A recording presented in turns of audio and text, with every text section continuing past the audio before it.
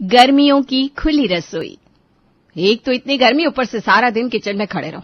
इतनी गर्मी में ये किचन काटने को दौड़ता है। हाँ भाभी, बात तो आपकी बिल्कुल सही है। ऊपर से सबके कमरे में खाना पहुंचा कर आओ। ये लोग गर्मी में कमरे से नहीं निकलेंगे। हद हो गई। बच्चे भी इन भाइयों को देखकर बिगड़ रहे हैं। वर्क फ्रॉम होम ना हुआ, कोई बवंडर हो गया। परेशान कर रखा है। सारा दिन रूम में बैठकर काम करेंगे और वहीं बैठकर खाना भी खाएंगे। हाँ भाभी, और बार बार इन लोगों को चाय कॉफी बनाकर देने के लिए जाओ। दोनों बहुएं खाना बनाते बनाते बात कर रही थी, तभी अनीता ने आवाज लगाई। मनीषा, सीमा, खाना बन गया क्या? खाने का वक्त हो गया है।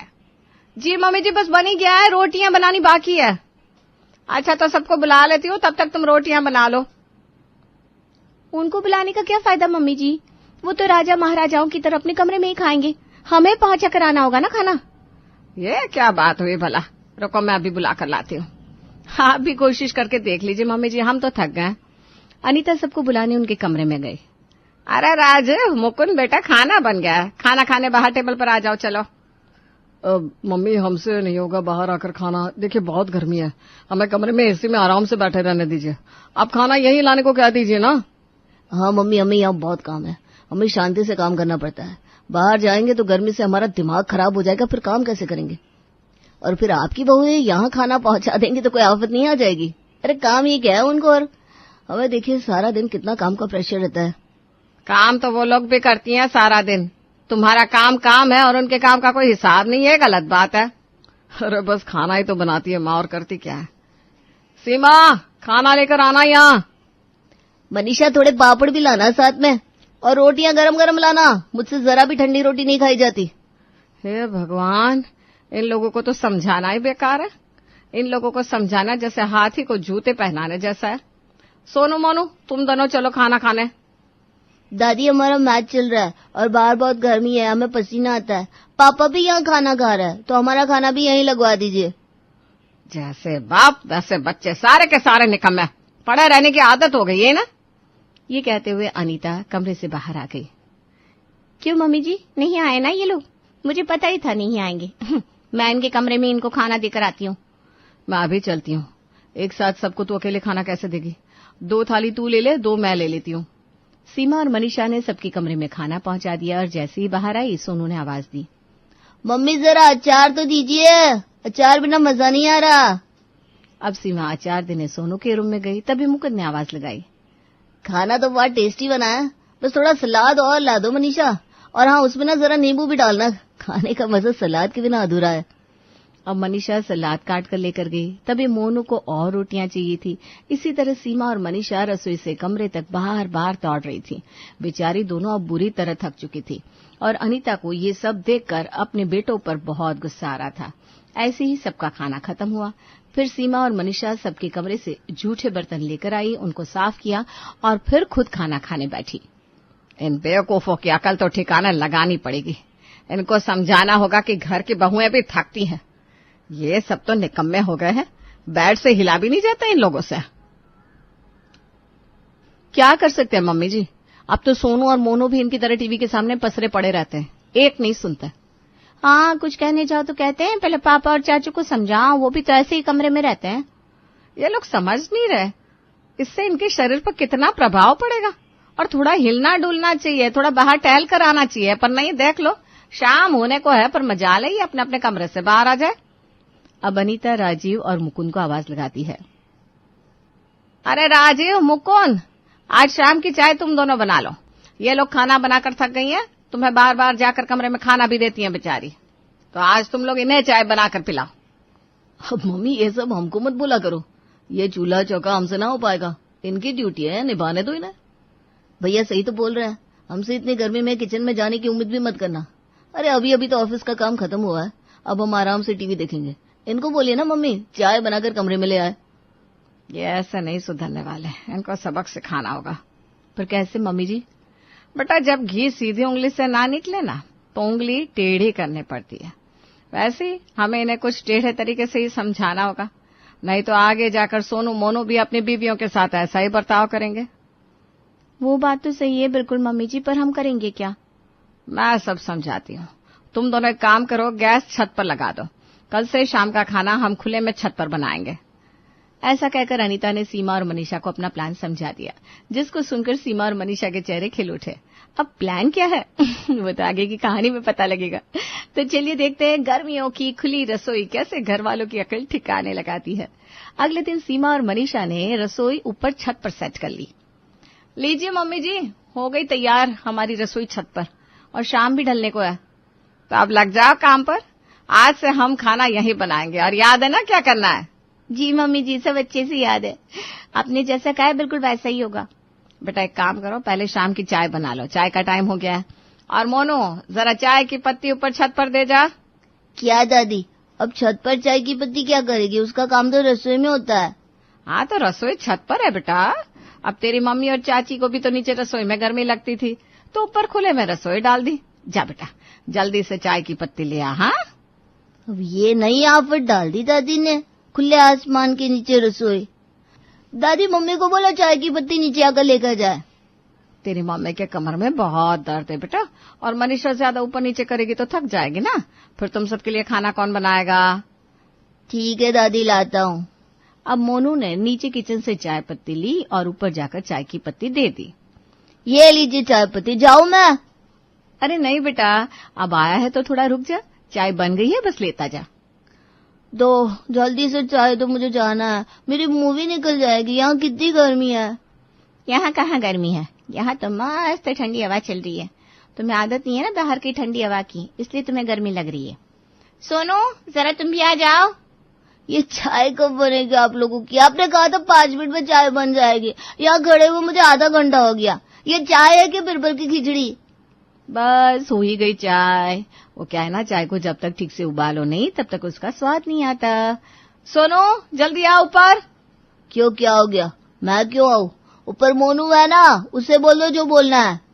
अरे बेटा मोनू, ये चाय और नमकीन साथ में नहीं ले जा पाएगा, तू भी आ जा उसकी हेल्प करने, और आते टाइम ना जरा भुजिया का डब्बा लेते आना। मोनू 2 बार जाकर चाय ले आएगा, इसमें क्या बड़ी बात है? प्लीज मुझे उठने को मत बोलो। तुझे तो मैं कमरे से निकाल कर रहूंगी, बड़ा आया हुक्म चलाने वाला। अरे बेटा मोनू तेरा छोटा भाई है, कुछ तो सोच इसके बारे में। सीमा की बात सुनकर मोनू को भी सोनू पर गुस्सा आ गया। अरे मैं अकेले क्यों करूं? सोनू भैया मैं आपका छोटा भाई हूँ, कोई नौकर थोड़ी ना हूँ, आपको आना ही पड़ेगा। आप आइए, हम दोनों साथ में मिलकर चाय और नमकीन लेकर चलते हैं, वरना आज आपको चाय नहीं मिलेगी। मोनू की बात सुनकर अब सोनू के पास कोई चारा नहीं था। आता हूँ, रुको। अब आया ना ऊंट पहाड़ के नीचे। आजा बेटा, जरा मोनू की हेल्प हो जाएगी। सोनू जैसे ही छत पर आया, अनीता ने कहा, हाय मेरे घुटने का दर्द, मुझसे तो बार बार चढ़ा उतरा नहीं जाता। सोनू बेटा जरा चीनी का डिब्बा ला दे नीचे से, लाना ही भूल गए हम, चाय में चीनी डालनी बाकी है। मैं कब से यहाँ खड़ा हूँ और अभी तक चाय नहीं बने? क्या कर रहे हैं आप लोग? अरे बेटा बस बन गई है, चीनी डालनी बाकी है। सोनू तू जा जल्दी से नीचे से चीनी का डब्बा ले आ। अरे ये क्या चल रहा है, बिना मतलब के दौड़ा रहे हो। लाता हूँ आपकी चीनी। अब सोनू फिर नीचे गया, चीनी का डब्बा ले आया। ये लो चीनी का डब्बा, मैं तो थक गया, आप लोगों ने बहुत परेशान कर दिया है। और तुम सब मिलकर जो हमें परेशान करते हो रोज, उसका क्या? हम भी तो ला कर देते हैं ना तुम्हें कमरे तक। चलो अब जाओ, ये चाय लेकर जाओ और अपने पापा और चाचा के कमरे में देकर आओ। सोनू और मोनू अब समझ रहे थे कि ये छत पर रसोई हमें समझाने के लिए बनी है। वो दोनों चुपचाप चाय और नाश्ता लेकर चले गए। अगले दिन शाम को छत पर सीमा और मनीषा खाना बना रही थी और अनीता उसके पास बैठी थी। तभी सीमा ने आवाज दी, आज सुनते हो सोनू मोनू के पापा, जरा छत पर आना। अब क्या हो गया, क्यों बुला रही हो? वो फ्रिज में से दूध का पतीला ला दीजिए ना, पनीर बनाना है। मुझसे तो दूध लेकर ऊपर नहीं चढ़ा जाता, गिर जाएगा। अरे सोनू मोनू से कह दो, मेरा दिमाग क्यों खा रही हो? ऑफिस अभी अभी खत्म हुई है, अब जरा आराम करने दो। तो बेटा सीमा कौन सा तुझे हल जोतने को कह रही है, एक दूध का पतीला है तो लाना है। मुझसे नहीं हो पाएगा, मुझे कमरे के बाहर गर्मी लगती है, मैं एसी में ठीक हूँ, पसीने आ जाएंगे। मम्मी यार समझा करो। ओए यार के बच्चे, चुप से ऊपर से दूध ला कर दे, वरना आज खाना नहीं मिलेगा। और कितना अपनी हड्डियों को जंग लगवाएगा निकम्मे। कहीं तुझे ऐसा तो नहीं लग रहा कि छत तक तू दूध सही सलामत ला नहीं पाएगा? ऐसी बात नहीं है मम्मी, मैं अभी दूध ऊपर लाकर दिखाता हूँ, मुझसे बिल्कुल नहीं करेगा, देख लेना। राजीव अपने एयर कंडीशन कमरे से बाहर निकल कर आया और फ्रिज से दूध निकालकर छत पर ले गया। अरे वाह बेटा, ये हुई ना बात, देख कितने आराम से दूध का पतीला ऊपर ले आया। ये सीमा से तो कुछ नहीं होता। हाँ मम्मी, ले तो आया पर गर्मी से बेहाल हो गया हूँ, अब अपने कमरे में जाता हूँ। भैया अब आ ही गए तो जरा नीचे से सब्जियां भी ला दीजिए ना प्लीज। अब तुम लोगों के लिए बार बार नीचे ऊपर करता रहा हूँ मैं, बस यही काम बचा है मेरा ना। मुकुंद, मुकुंद, जरा नीचे से सब्जियां ला कर दे। मुझसे और ऊपर नीचे नहीं किया जाएगा। अरे भैया मैं नहीं आ सकता, मुझे क्यों फंसा रहे हो? आपको बोला गया है, आप काम करो, मुझे कमरे में आराम करने दो। मैं यहाँ गर्मी में भागता रहूं और तुझे एसी में रहना है। चल जल्दी से सब्जियां ला कर दे, वरना आज रात का खाना भूल जा। अच्छा बाबा, लाता हूँ। आप लोग ना शांति से जीने नहीं दोगे। अरे मनीषा और भाभी को क्या जरूरत थी छत पर रसोई करने की? अच्छी भली रसोई तो है यहाँ नीचे घर में। तो सब्जियां लेकर आ, इन्हें भी गर्मी लगती है रसोई में।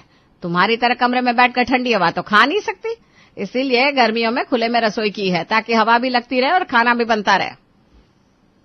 अब मुकुंद के पास और कोई चारा नहीं बचा था। उसने छत पर जाकर सब्जियां दे दी और जैसे ही वहां से आने लगा, सीमा ने कहा, अरे रे रे, ओहो, ये तो बड़ी गलती हो गई। इसके बिना खाना कैसे बनेगा? अब क्या भूल गई? अरे नमक का डब्बा यहाँ है ही नहीं। जरा आप दोनों में से कोई भी नमक का डब्बा ला दीजिए ना नीचे से। उफ, अब नमक का डब्बा भी ला कर दो इन्हें। अरे सब कुछ ध्यान से ऊपर लाना चाहिए था ना। ठीक है ना, भूल गई तो भूल गई, क्या कर सकते हैं। तुम दोनों जवान हो, भाग कर जल्दी से ला दो नमक, वरना फीका खाना बिल्कुल अच्छा नहीं लगता। अरे यार, आज तो इन लोगों ने बैंड बजा दिया। मुकुंद अब फिर से नीचे गया और नमक का डब्बा लाकर सीमा को दिया। ये देखिए, आपके लिए कितना आसान था, कितने जल्दी से नमक ला दिया। अब मुझे जो भी मंगवाना होगा ना, मैं मुकुंद भैया को ही बोलूंगी। अरे राजीव, तू कहाँ चल दिया बेटा?